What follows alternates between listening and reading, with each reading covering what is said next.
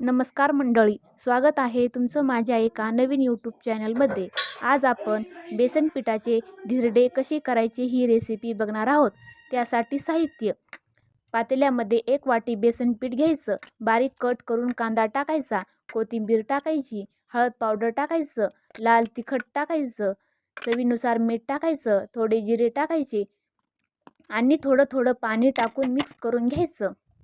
नंतर गॅसवर तवा ठेवायचा, गॅस लावून घ्यायचा, तव्यावर थोडंसं तेल टाकायचं, सगळीकडून पसरवून घ्यायचं। तवा गरम झाल्यानंतर बॅटर टाकायचं, बॅटर सगळीकडून पसरवून घ्यायचं। 2 मिनिट झाकून ठेवायचं, झाकण काढायचं, दोन्ही साईडने खरपूस भाजून घ्यायचं। बेसन पिठाचे धिरडे तयार आहेत। रेसिपी कशी वाटली कमेंटमध्ये सांगा। असे छान छान व्हिडिओ बघण्यासाठी आपल्या चॅनलला लाईक सबस्क्राईब करा।